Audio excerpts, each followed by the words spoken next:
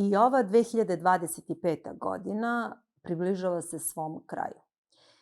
Stanovnici u većinski srpskim sredinama godine unazad opisuju kao stresne. Kako neizvesnost utiče na psihofizičko stanje ljudi i koliko sami ljudi se odgovorno odnose prema svome zdravlju? O tome danas razgovaram sa čovekom koji najbolje poznaje ljudsko srce.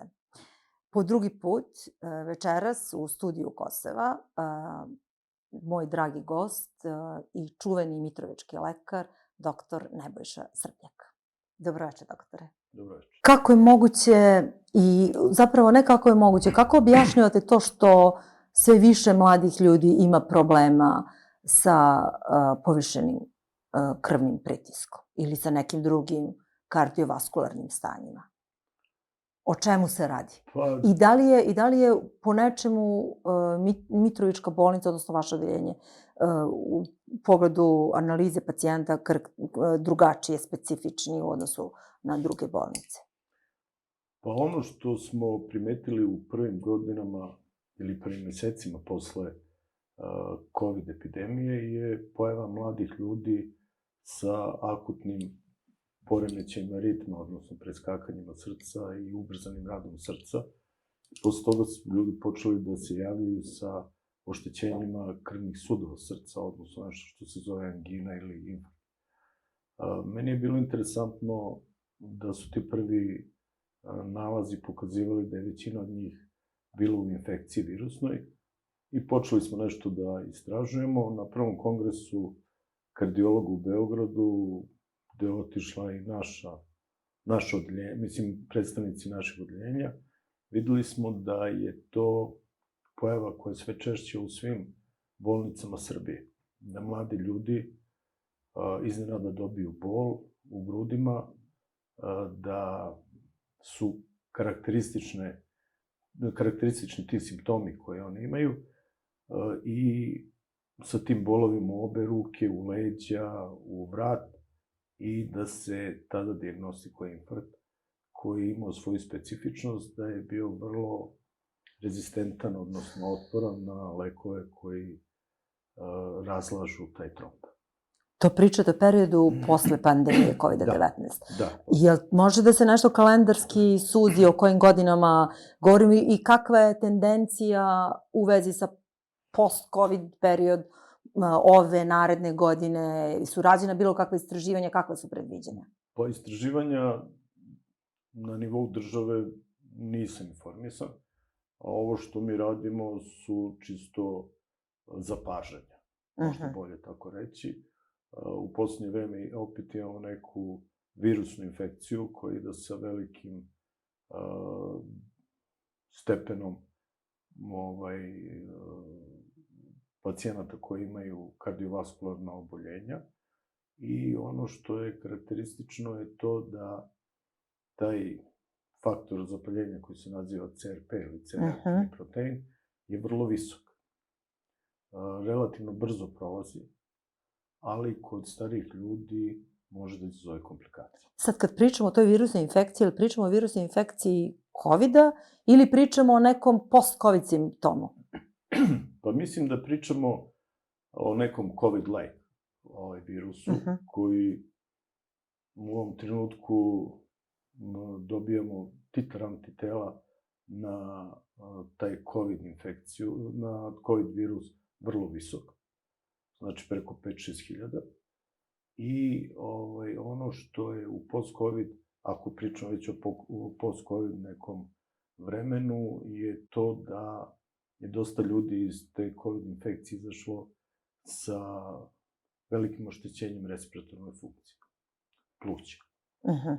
Tako da su počeli da se javljaju neki hronični bronhiti ili neke respiratorne insuficijencije, odnosno slabosti pluća, gde se ljudi brže zamaraju, gde ne mogu da tolerišu napor, gde se žale da nešto što su ranije mogli, na primer, vrlo lako se popnu na treći sprat, sad već ne mogu, da im je kraći dah, da teže spavaju, češće se bude i tako.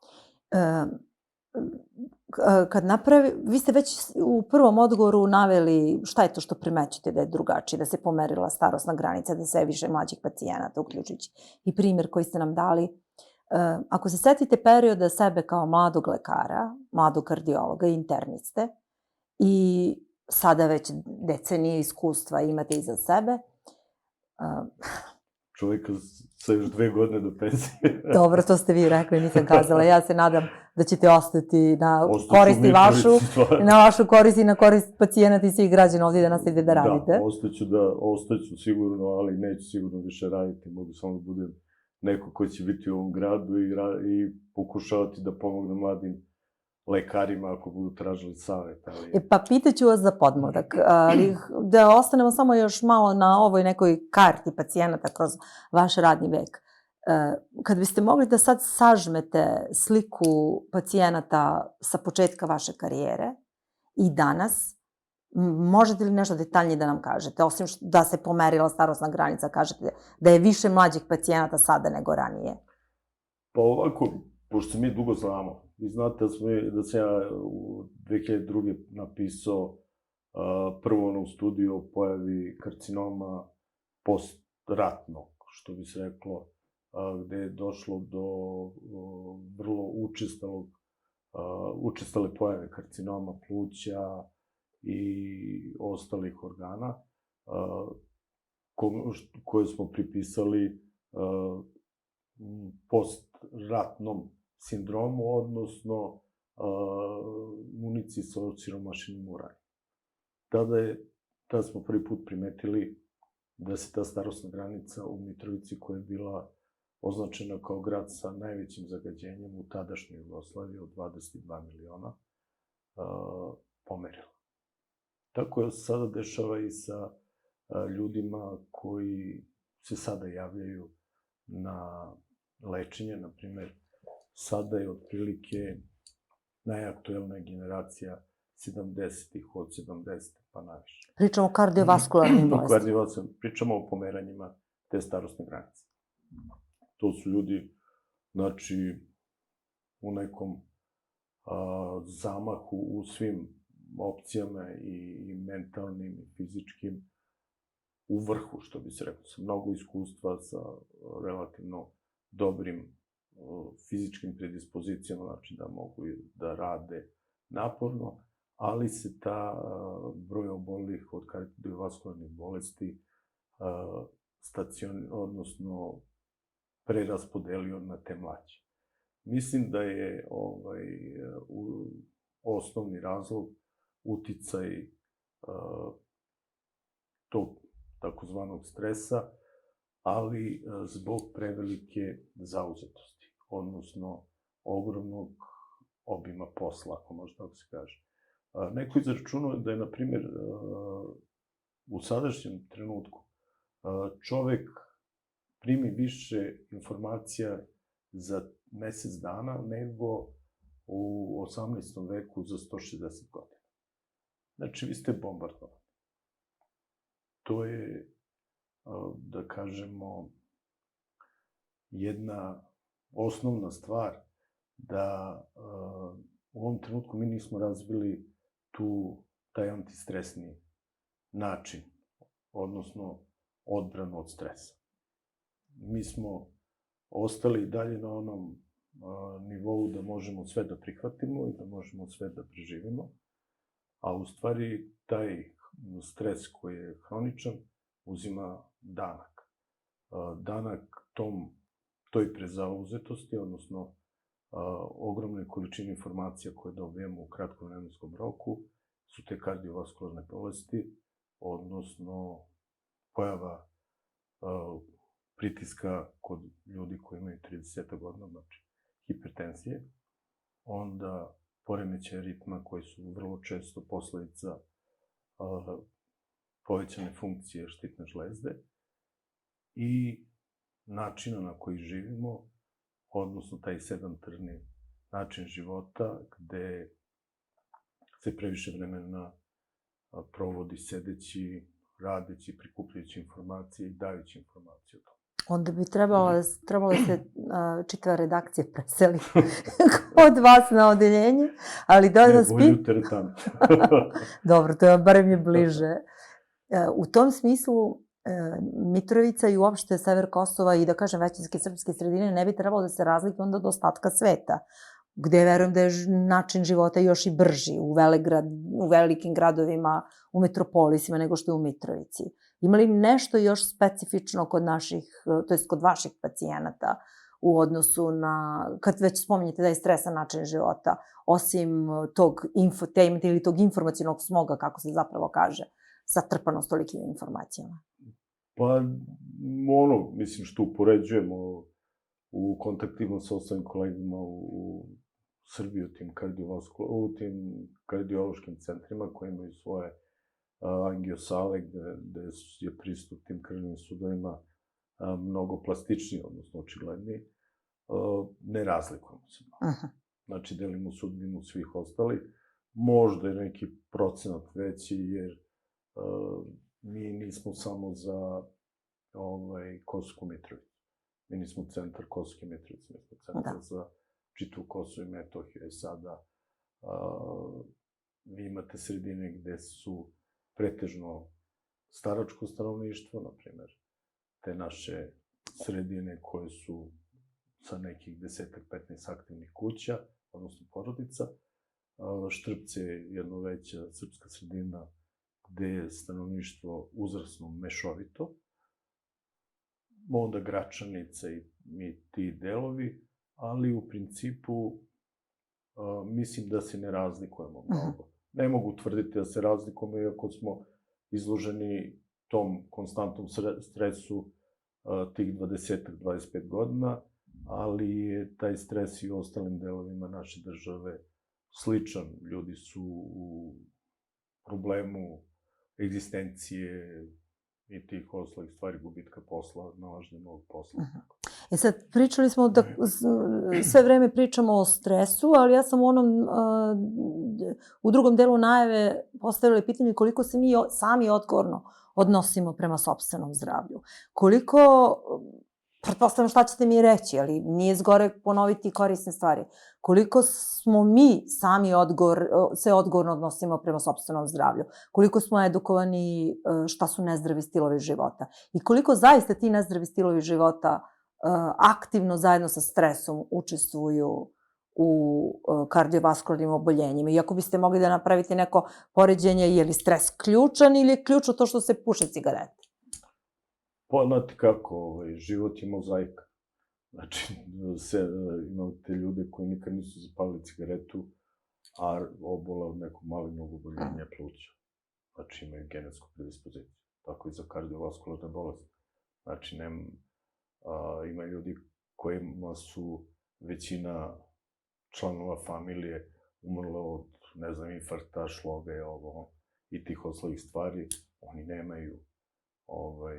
nemaju pritisak, ponašaju se odgovorno prema svom zdravlju i suprotno. Gde niko nije bio bolestan, ne znam, od pritiska, niko nije imao problema sa srcem i čovjek dobije. Ili, ne znam, počne da boluje od pritiska koji sasvim slučajno proveri. Tako da, sve su to segmenti. Ne možemo to tvrditi, mislim, ne možemo biti izričiti kao, to je tako, jer da je to istina, najverovatnije bi nekih 30-40% ljudi vodilo apsolutno zdrav život. Hoće ljudi da žive dugo. I u redu je. Ili suprotno, ima ljudi koji ne vade cigaretu iz usta, vode jedan boemski način života i dožive, ne znam, 80-90 godina. Tako da je i to jedan dokaz da kvalitet života je u stvari izbor. Nekom je lepo da zapali cigaretu. Iako, mislim, svi mi znamo da nije lekovita. Neko voli da se druži, da bude u kafani, iako većina od nas zna da alkohol, ne znam, obilna hrana isto je jedan od faktora rizika za oboljenje. Dok drugi ljudi, na primer, vode neki zdrav život, i opet imaju zdravstvenih problema. Mislim da je ona filozofija, kako je mi zovemo dalekog istoka, neke ravnoteže, mentalne i fizičke, to je u stvari ključ nekog, da kažemo, dužeg života. Sad šta znači dug život? I to je diskutabilna stvar. Ako brojimo dan za danom ili godinu za godinom, onda to nije kvalitet. Ajde da vas pitam još s ove kardiološke internističke strane. Kako se postiže ravnoteža? Postoji li recept? Jeste kazali život je mozaik. Ali ako biste pričali iz sopstvene branše i na kraju kako vi postižete vašu ličnu ravnotežu u životu? Kao lekar i kao Nebojša Srbljak privatno lice. Pa kao Nebojša Srbljak privatno lice ravnotežu postižem time što sam zadovoljan svojim životom. Iako možda to sada zvuči neskromno, ja sam zadovoljan. Znači, zadovoljan sam time što radim, zadovoljan sam time što osjećam da pomažem ljudima, time što se vraćam u svoju dedovinu, neke svoje porive tamo iživljavam, gajim voće, podižem novo voće i uživam u svakom danu kao Nebojša Srbljak. Kao doktor Srbljak imam vrlo stresan posao. Znači, tu je možda ta kompenzacija. Na poslu problemi, ne može da se adekvatno odgovori na neki izazov u lečenju. Pacijent ne reaguje na terapiju. Vrlo je stresno, znate kako, dovedu čoveka koji ima infarkt i sva je rodbina tu. Žena, deca, rođaci i svi od vas očekuju pozitivan ishod. Sve što se desilo pre toga je bačeno iza leđa. Znači, nikad kod doktora, rezultati, tad i nikad i tako to. I oni od vas traže neko čudo da uradite. I to je ono što ne možete se skloniti od toga. Vi izađete, zateknete lica koje od vas traže spas. I to je nešto što ostaje, što preživljavate. Evo, na primjer, nama je kolega iz angiosale u Valjevu, čovjek ima zdravstvenih problema. To su ljudi koji su 15 godina nam bili druga kuća. I sad tek kad si u tom, da kažem, poslu, ti shvataš koliko je to stresno, koliko je izazovno i ostalo, ali je čovjek bio stalno u poslu. I ta bolest najvjerojatnije bila, odnosno došla kao posledica prenapregnutosti, odnosno ogromnog stresa bez onoga što ja kažem izduvnog ventila. Ja imam svoj izduvni ventil u Goraždu. Meni je tamo lepo, bez obzira koliko nekome to izgleda sad ovako čudno, ja tamo u stvari spašavam svoju glavu i svoje zdravlje. Jel imate dovoljno vremena da spašavate sopstvenu glavu? Ne. Ne, ja mislim da mesec dana nisam otišao. Od obaveza na poslu. Sad da se vratimo na posao, mada bih volila još malo da prodiskutujemo kada je u pitanju preventivna medicina, ali nadam se, vratit ćemo se do kraja ovog razgovora, ali s obzirom na to da spominjete posao i da se na poslu suočavate sa problemima. U istoj ste bolnici već decenijama.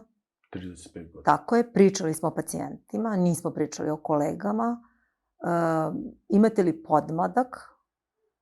I možda pre toga pitanje koliko odeljenja na kojem ste decenijama može u tehnološkom smislu, dakle sa kakvom opremom raspolažete da isprati, ako sam ja dobro razumela, i veće izazove nego s početka karijere, s obzirom na to da se pomerila starosna granica i da nije isto lečiti mlađu osobu i stariju osobu. Takođe, pretpostavljam da se i broj pacijenata drastično povećao. Ovako, dobra stvar je što u ovom trenutku na internom odeljenju imamo jednu odličnu ekipu mladih doktora, koji su, njih dvojice je završilo obuku za angiosalu, odnosno invazivnu kardiologiju. Među njima, pardon, među njima je prosek, razlika u proseku od možda nekih 6 meseci starosti, a prosek ocena je, svi imaju prosek preko 9,30. Bravo. Tako da, mislim što se mitrovačke kardiologije tiče, svanuli su bolji dani. Tako da ta deca To je dobro čuti. Da, ta deca imaju, entuzijasti su, bili su vrlo zapaženi kad su bili na edukaciji. Moje kolege imaju puno usta hvale o njima, da su bili požrtvovani, vredni i da su želeli da uče. Tako da, to je dobro. Želeli su da uče. Da. Studenti koji su želeli da uče. Da. Pitam vas. Ne. Ta strana i ova druga. Oni su stvarno učili i nastavit će da uče, naravno, ovde. Te kolege koje dolaze iz Beograda će u jednom dužem vremenskom roku da im budu proktori. Ja ću još ove mojih 2 godine koje su ostale da budem tu ko će da bude s njima, da deli dobro i zlo, kao i svaki početak, sve je teško. Ali u principu je bitno da imam kvalitetan pomogak. To je najbitnija stvar. Mašine se kupuju, to nije problem. Pa su kupljene? Ili ih ima dovoljno? Pa ima ih dovoljno. Ima ih dovoljno, to ja mogu da kažem, na primjer, 2003. smo mi dobili tada od belgijskog doktora, mislim, vojnog belgijskog doktora, dobili neki stari ultrazvučni aparat i napravili svoj ultrazvučni kabinet. Eto, to je bilo, znači, taj početak. Posle smo završili te neke basic kurseve, doktor Jakovljević i ja, i krenuli da radimo. Posle toga su počeli holteri, pa je doktor Srba Milenković uz pomoć svojih veza nam kupio modern ergo aparat, odnosno aparat za opterećivanje i proveravanje koronarnih rezervi. Tako da je to nešto što ide napred. Onda smo završili te kurseve za invazivnu kardiologiju i mislim da je mitrovačka kardiologija na vrlo, vrlo dobrom putu. U međuvremenu sam ja neke 2010. Otvorio i pacemaker centar, koji već 15 godina postoji. Imamo, dobro, ne mogu reći zapažen, ali preko 250 implantacija. Ako znamo da nismo imali svoju angiosalu, da smo za svaki pacemaker morali da putujemo u neku drugu angiosalu ko nas je puštao, da ubacimo po neki pacemaker, onda smo napravili dobru saradnju sa VMA. Oni su nam dozvolili da ubacujemo, da dolazimo i tu postavljamo pacemakere i to je, tada je konačno počeo da funkcioniše taj pacemaker centar. Imali smo konstantan termin, znači to su neki petak je bio, gde smo odlazili, ubacivali pacemaker i vraćali se. Bilo je naporno, pogotovo za pacijente, to su većinom stari ljudi, koji su u jednom danu odlazili za Beograd, bili operisani i vraćani. To je stvarno bilo naporno, plus osoblje koje je išlo sa njima, koje je, na primjer, ustajalo su 3 ujutru. To i dalje postoji ili ne? Radite li to i dalje? Ne, sada ne radimo. Čekamo da se stvore uslovi u Mitrovici i da polako počnemo. Imamo već jednog mladog kolegu, koji isto pripada ovoj generaciji vrlo spretnih i sposobnih i obrazovanih doktora, koji je trenutno na specijalizaciji i koji je zainteresovan da se bavi pacemakerima. I vi ste uvereni da ne samo da je kardiologija u Kosovskoj Mitrovici u sigurnim rukama, već da ste sigurni da idu bolji dani? Apsolutno sam siguran. Mhm. Ljudi, prvo, ova generacija mladih ljudi je izvanredno odgovorna i obrazovna. Tu sve ljudi koji su stabilni, većina njih je pred ženidbom, tako da te porodice će ovde se stvarati, te ljudi će pomoći ovom gradu, naravno i našem narodu, i sa svih delova Kosova i Metohije, da na vreme budu hospitalizovani i operisani, se to tako kažu. Ugradnja ovoga stenta je operativni zahvat intravaskularni, tako da je to nešto što na svu sreću i na moju veliku radost posle 15 godina ta moja ideja će zaživeti. Verujete li da ćete do odlaska u penziju da uđete u angiosalu ovde u Mitrovici? Da, tu nema diskusije nikakve. Tu uopšte nemam dilemu. Znači, što se toga tiče, ono što je bitno je da će ti, kako ih ja zovem, klinci, to nastaviti da rade. Ja se nadam da ćemo tada uraditi prilog iz same sale. Pa uradit ćemo, meni je najbitnije da će to biti jedno mesto spasa. To nije uopšte bitno da li će se ja spominjati ili neću, to je najmanje bitno. Što bi rekao Njegoš, pokoljenja dela sude. Tako da je to, ali ono što je osnovna stvar je, vrlo je teško, niste na svu sreću, nikad niste bili u toj situaciji da stojite iza nekih tapaciranih vrata, ljudi ulaze, izlaze, vidite da je neka frka, vaš najbliži je tamo i vi ne znate šta se dešava. I onda čekate doktora koji izlazi, koji ne zna da li će tog čoveka spasiti ili neće. Ovo što je na pragu ostvarenja je to da toga više neće biti. Znači, sve kolege iz Beograda su spremne da pomognu, tamo gde smo bili na edukaciji, znači, apsolutno su spremni i voljni, znači, što se toga tiče, i to mi je mnogo bitno. Jer to je dug proces. Znači, to nije 5-6 meseci. To je 5 godina. Da bi jedna sala postala operativna, u smislu da može samostalno da izvršavate neke kompleksne procedure. Tako da, to je najbitnija stvar. Možda ćemo mi negde posle 5 godina kada budemo samostalni, znači ugledali prvi stent samostalno, što ja kažem, napraviti neku emisiju o tome kako je to i to zaživalo. Da nismo pričali u vetar. Vratit ću vas još malo zbog gledalaca, na preventivnu medicinu. Ja sam laik, naravno, u tome. I da li je ispravan utisak da se danas u svetu veoma polaže na preventivnu medicinu, pa na kraju i ovo što pričate da je potrebno da i Mitrovica ima svoju salu?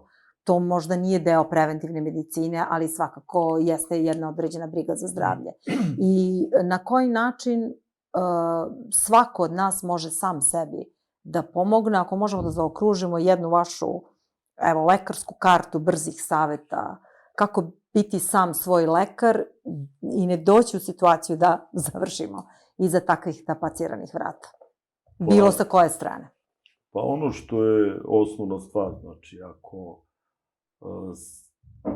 brinemo o svom izgledu, trebali bi da brinemo i o svom zdravlju. Znači, ne znam da li iko odlazi neuredan ili neočešljan, da kažemo, u grad ili među ljude. Tako i ovo. Znači, to je stvar opšte kulture.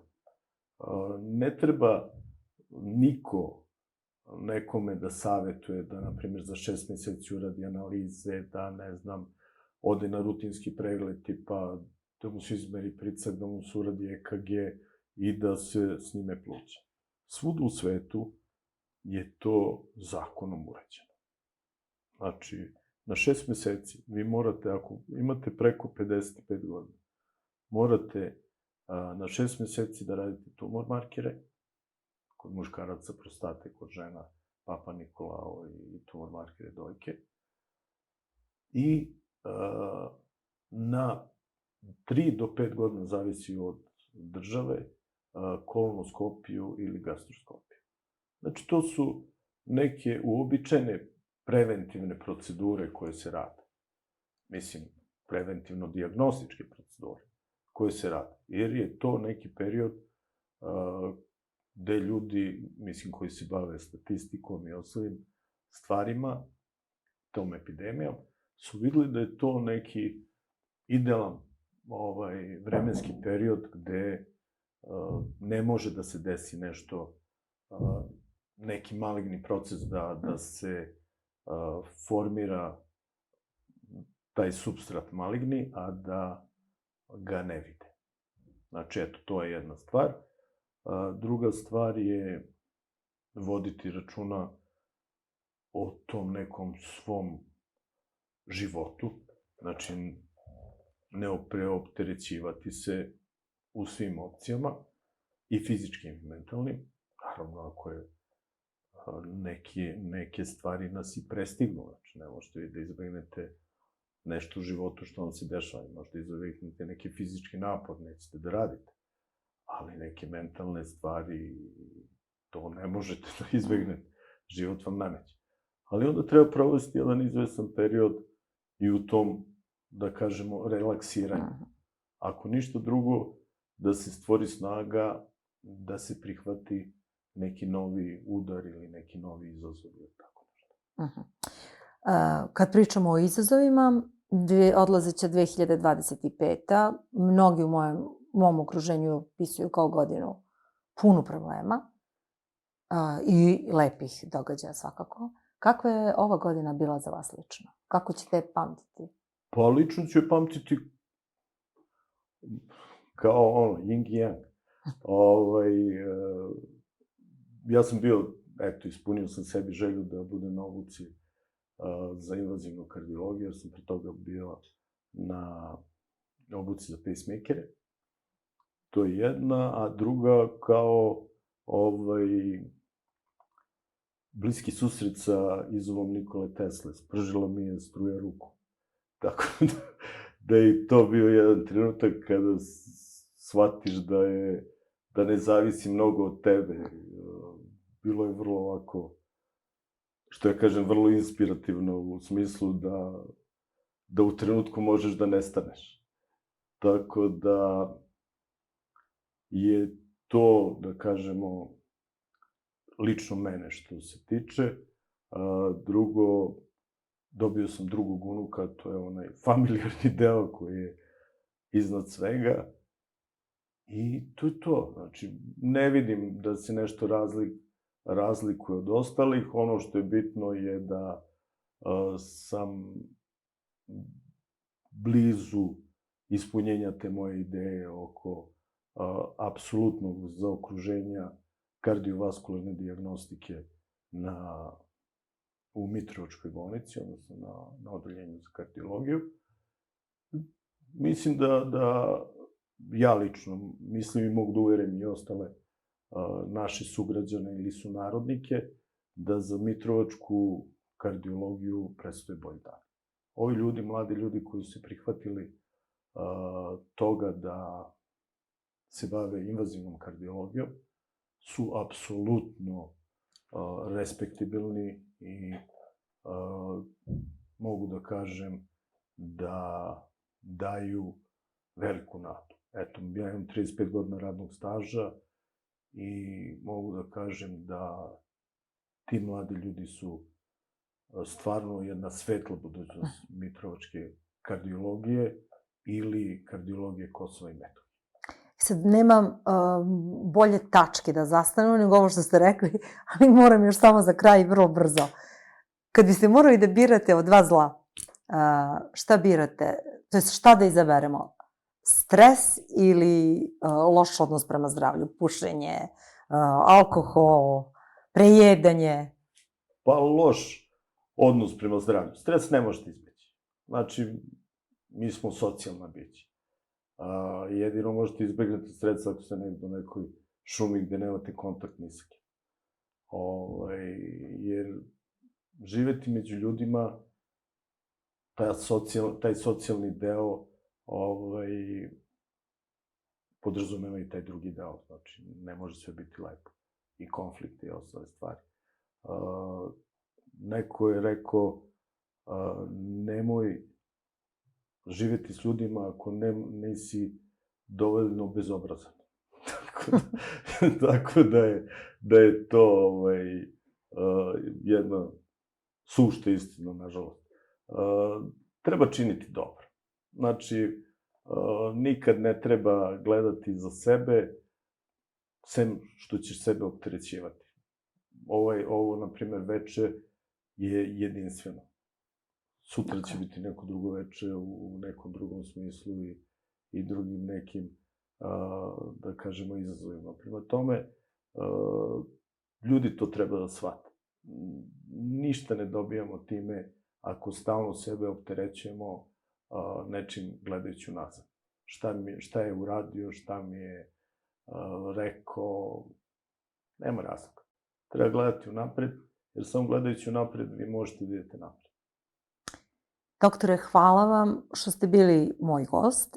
Hvala vam pre svega što ste ostavili jednu vrlo optimističnu poruku, dobre vesti i ja sa tim zapravo želim da završim. Naravno, želim vam uspeha i u narednoj 2026. Iako je možda još rano za novogodišnje čestitke, ali evo, brzo idu i dani i nedelje, iako je svaki sadašnji trenutak jedinstven. Poštovani gledalci, bio je ovo doktor Nebojša Srbljak. Na kraju samo mogu da kažem, slušajte svoje srce, ali slušajte i lekara.